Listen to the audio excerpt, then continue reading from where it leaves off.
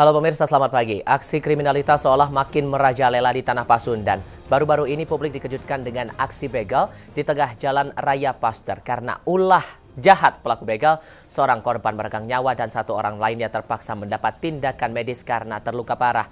Namun ternyata kasus itu bukan sekali saja terjadi pada pekan lalu. Tercatat ada 8 kasus begal lainnya yang juga ikut melawan korban. Sontak masyarakat mempertanyakan keamanan mereka selama beraktivitas di Bandung. Ramainya pemberitaan aksi begal ini membuat publik bertanya mengapa begal ini masih saja muncul. Lalu bentuk hukuman seperti apa yang layak diberikan untuk para pelakunya? Benarkah Bandung belum bersih dari aksi begal? Topik tersebut akan menjadi fokus perbincangan iNews Jabar hari ini, 4 September 2018. Anda bersama saya, Diva Solesa.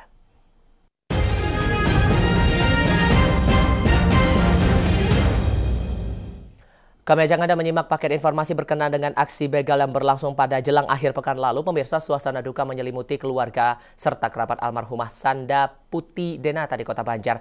Mahasiswi perguruan tinggi di Bandung ini meninggal setelah menjadi korban kebengisan begal di Kota Bandung. Suasana duka dan isak tangis keluarga pecah saat kedatangan jasad korban pembegalan tiba di rumah duka di lingkungan Cimenyan, Kota Banjar, Jumat siang. Sanda Puti Denata merupakan mahasiswi di perguruan tinggi di Kota Bandung. Ia bersama seorang temannya jadi korban kebengisan pembegalan saat mengendarai sepeda motor di kawasan Cikapayang, Dago, Bandung. Keluarga berharap polisi bisa segera menangkap para pelaku dan memberi hukuman setimpal atas perbuatannya. Sangat berharap pelaku diketemukan, dia dihukum dengan setimpal yang ya kalau nurutkan nafsu mah seberat-beratnya ya cuman yang setimpal aja dengan. Sanda meninggal karena luka parah di bagian kepala setelah membentur keras aspal jalan. Mereka sempat mendapatkan perawatan intensif selama 18 jam di Rumah Sakit Bromius Bandung. Namun nyawa korban tak dapat tertolong. Sementara itu hasil dari pengembangan kasus pembegalan yang lain, 5 begal ditangkap Satreskrim Polrestabes Bandung. Dari kelima begal yang ditangkap, 4 diantaranya residivis yang baru keluar dari penjara. Sedangkan seorang pelaku lainnya masih berstatus sebagai pelajar SMU. Yang TKP-nya itu di Jalan Antapani, Kelurahan Cicahum. Kejadiannya tanggal 22 Agustus 2018. Kita dalam kurun waktu tidak lama juga kita bisa mengungkapkan ini. Dan ternyata ini ada 6 pelaku, 5 sudah kita tangkap dan 1 DPO. Polisi tengah memburu 2 pelaku begal yang menyebabkan Sandra tewas. Dari Banjar dan Bandung, tim iNews melaporkan.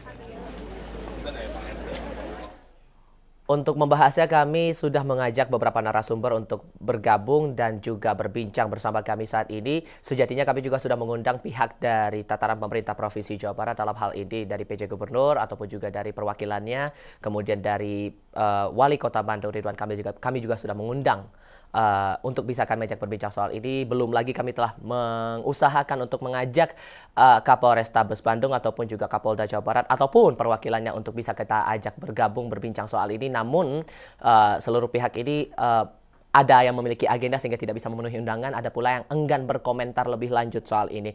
Namun yang jelas kita akan coba akan meneruskan dialog ini dengan narasumber yang lainnya. Kita akan mengkaji soal aspek sosiologinya, masalah sosial ini apakah kemudian akan ada kelanjutannya, apakah akan berhenti, bisakah kita yakin ini akan berhenti atau tidak, lalu juga bentuk pengawasan lain yang akan dilakukan pemerintah Kota Bandung sendiri melalui jajaran dinas terkait. Kita akan perkenalkan ke hadapan Anda pemirsa 2 narasumber yang sudah bergabung saat ini. Yang pertama ada Garlika Martanegara, sosiolog dari Universitas Parahyangan. Bu Lika, selamat pagi Bu. Pagi. Terima kasih sudah hadir bersama kami. Lalu juga kita akan coba kaji soal bentuk pengawasannya. Kalau kita paham dari Dinas Perhubungan Kota Bandung juga memiliki pantauan CCTV juga ya. Dan bagaimana bentuk koordinasi agar kejahatan jalanan ini tidak semakin merajalela. Sudah bergabung Kadishub Kota Bandung Didi Ruswandi. Pak Didi, selamat pagi Pak. Selamat pagi. Terima kasih sudah hadir bersama kami. Catat nomor telepon kami, line telepon kami akan terbuka di segmen berikutnya 022 204 774. Perlukah kita khawatir Bu Lika bahwa ini sudah ada 9 kasus untuk minggu lalu saja. Kasus begal ini perlukah kita anggap sebagai kejahatan luar biasa untuk saat ini? Perlu. Mungkin kalau misalnya dilihat dari tipikal kejahatannya, begalnya itu sendiri, mungkin kita nggak melihat misalnya seperti kejahatan itu narkoba atau misalnya kejahatan pembunuhan yang direncanakan atau mutilasi, enggak. Tapi dampaknya ini yang perlu dianggap serius. Kenapa? Bukan tidak mungkin dari 9 terus jadi 10 berikutnya. Yeah. Kenapa? Karena mereka itu, apalagi tadi saya lihat sekilas itu residivis, yang susah itu ada duplikasi. Kenapa duplikasi? Duplikasi maksudnya bagaimana? Kadang-kadang mereka ini kan orang-orang yang, saya berani jamin lah, ini orang-orang yang mungkin pekerjaannya tidak jelas, mereka pengangguran, mereka mencari jati diri, mereka berusaha menunjukkan eksistensi siapa nih gue gitu kan. Bisa seperti itu, ya duplikasi, ngelihat, ngebegal, keren, bisa masuk berita gitu. Oke, kita coba lagi, kedua, ketiga, dan berikutnya akan diikuti teman-teman yang lainnya. Itu yang ditakutkan, dampaknya seperti itu. Perlu berarti kita harus tingkat kekhawatirannya harus seperti apa masyarakat menyikapi ini, Bu, sebetulnya? Ya harus serius. Harus serius. Ini kasusnya, kasus begal seperti ini bisa terjadi menyebar di beberapa titik. Bandung aja udah 9 titik, belum kota-kota lain di mana terdapat masyarakat atau komunitas yang karakteristiknya hampir sama dengan yang melakukan pembegalan ini. Itu harus siaga 1 mungkin saya bilang. Kondisinya untuk saat ini? Iya, untuk begal siaga 1 itu berapa kasus? 8-9 kasus, itu udah luar biasa. Ini Bandung loh, ini kotanya. Bukan kota yang besar atau misalnya metropolitan seperti Jakarta, Surabaya gitu. Ini Bandung. Tapi tingkat kunjungan wisatanya juga masih terbilang cukup banyak saat ini, maka perlu kita khawatir soal ini? Oh iya, jelas. Jelas.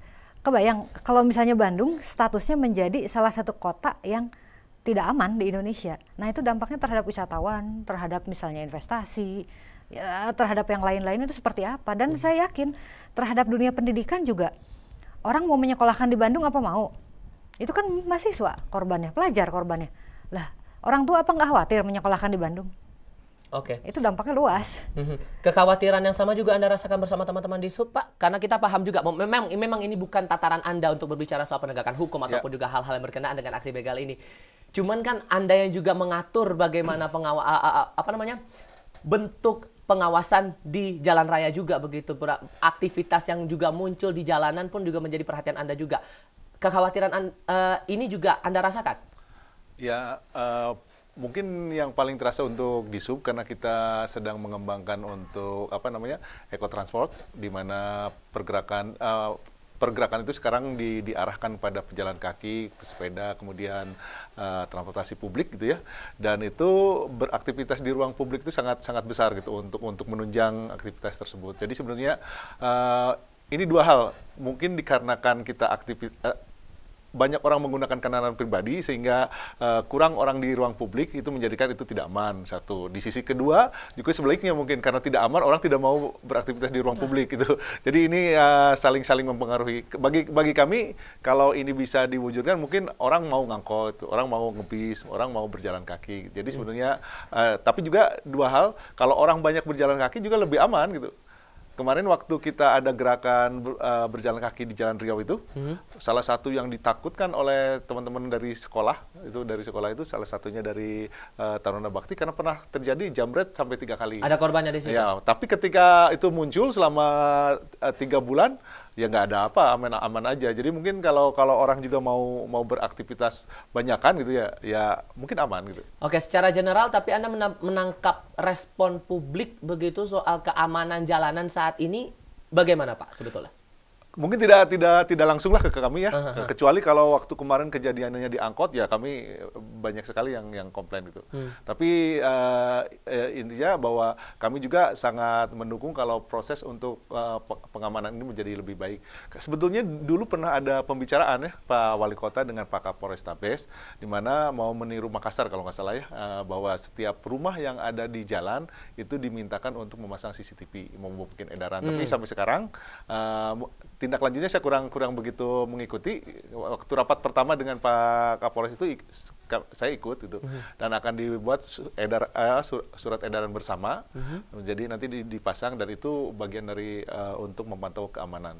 Nah, kelanjutannya kami nggak mengikuti gitu. Oke, Anda bersama rekan-rekan punya ATCS, ada Area Traffic Control System di situ di Balai Kota, dan mengawasi beberapa puluh titik simpang jalanan di sana yang kemudian juga pasti ada beberapa di antaranya adalah yang cukup padat lalu lintas di situ, padat aktivitas di sana. Apakah kemudian aksi begal ini juga sempat terpantau, istilahnya ketangkap basah oleh teman-teman ATCS begitu, bahwa ada aksi begal di sini dan ada tindak lanjutnya? Adakah hal seperti itu, Pak? Sebenarnya kalau kerjasama sudah seringnya, jadi banyak sekali kejadian kecelakaan, kemudian kejadian kejahatan itu datang ke kami. Ada yang mendapatkan datanya, ada yang juga enggak. Karena sebenarnya fokus ATCS itu untuk pengaturan lalu lintas. Jadi fokusannya pengaturan, tidak ke fokus ke sana. Tapi kayak misalnya ada apa namanya CCTV itu ada yang statis melihat ke sana terus, ada juga yang dinamis 30 derajat. Jadi ketika dia tidak mengarah ke sana ya tidak dapat itu.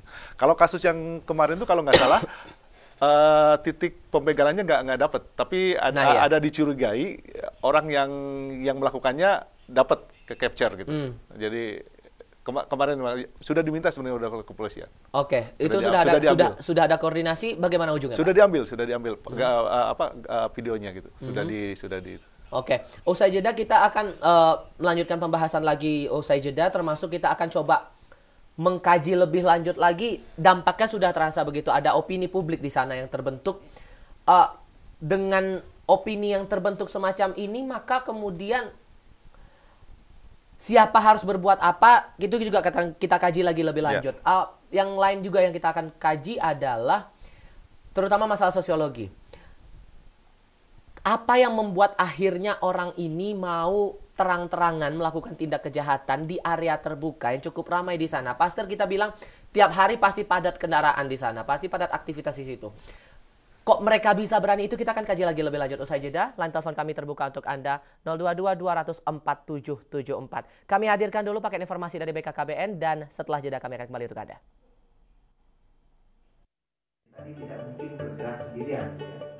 Sesuai dengan agenda prioritas pembangunan atau nawacita pemerintah 2015 hingga 2019, pembangunan Indonesia dari pinggiran terus digalakan. Salah satunya dengan pelaksanaan total program kependudukan, KB, dan pembangunan keluarga. Keberhasilan program ini menuntut berbagai pihak aktif dalam membangun desa. Cara membangun desa dengan berwawasan kependudukan adalah dengan dibentuknya Kampung KB, yang tersebar di 1.335 kampung di 27 kota kabupaten di Jawa Barat.